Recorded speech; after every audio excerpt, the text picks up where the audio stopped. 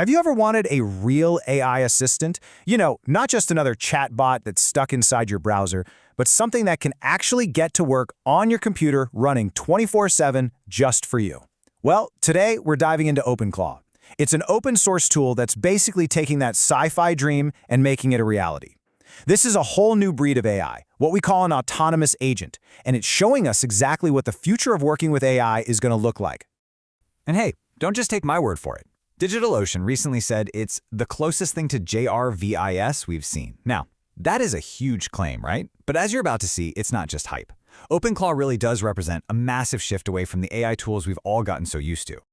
Okay, so let's dive right into what makes this thing tick.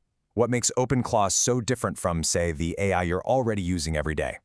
Well, it all boils down to one critical idea. This isn't a chatbot, it's an AI agent.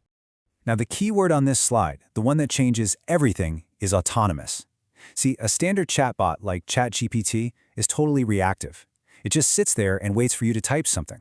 But an AI agent, it can actually perceive its environment.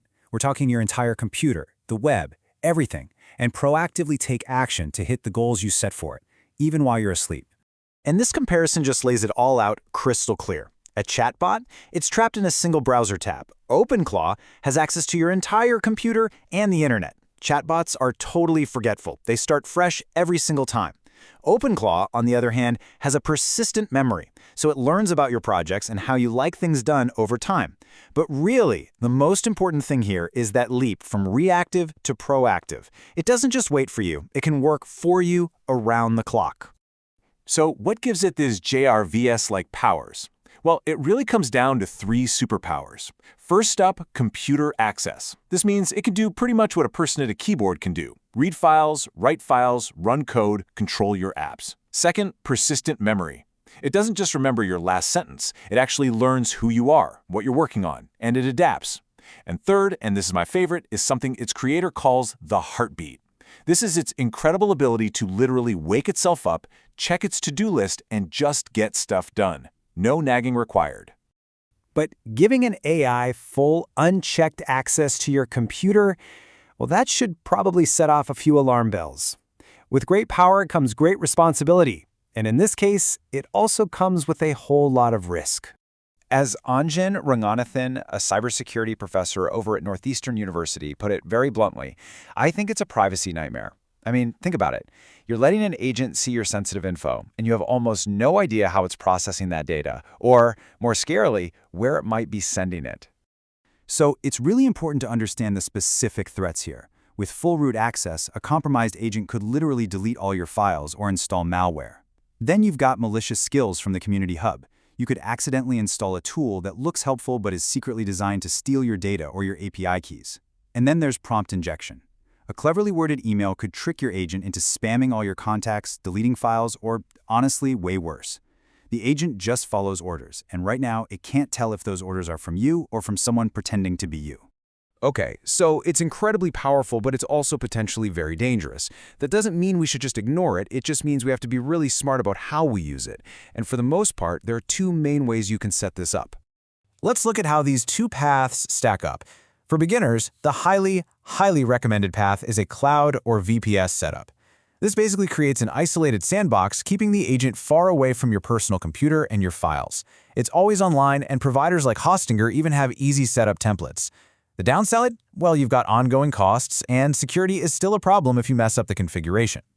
Now, for the experts, a local machine setup gives you total control and privacy for almost no cost. But, and this is a huge but, security is 100% on you. The consensus is really clear on this one. If you are not a technical expert, you should not install this on your personal machine. So once you have it running safely, how you actually put it to work? It's a surprisingly simple three-step process. First, you connect an app, like Telegram, so you can chat with your agent. Second, you install a skill from a marketplace called ClawHub to give it new abilities. And third, you create a job, which is really just a scheduled task. Something like, hey, every morning at 7 a.m., check my GitHub for new issues and give me a summary. And this is where it gets really fun. People are already using this simple workflow to build some incredible things. Developers are automating their entire coding pipelines. Other people are creating weekly meal plans in Notion, managing their smart home lights, and even negotiating a car purchase entirely over email. There was one user who tasked OpenClaw with building and deploying a full web application and then just went to get coffee while it did the work. I mean, the possibilities here are absolutely staggering. But look, this is about more than just one cool piece of software. OpenClaw is really on the front lines of a massive shift in how we're all going to interact with AI. We are officially entering the era of AI agents. And it's so important to understand that OpenClaw isn't alone here. It's a key player in this rapidly growing movement. Other open-source projects like OpenAgent are exploring really similar ideas, building systems with specialized sub-agents for different tasks and creating even more advanced ways for AI to interact with a computer. This is a huge signal of where this entire field is going. Looking even further down the road, some researchers are asking this fascinating question. What if AI didn't have to process text word by word? They're exploring something called pure semantic memory, which is basically a way for AI to operate directly on meaning itself.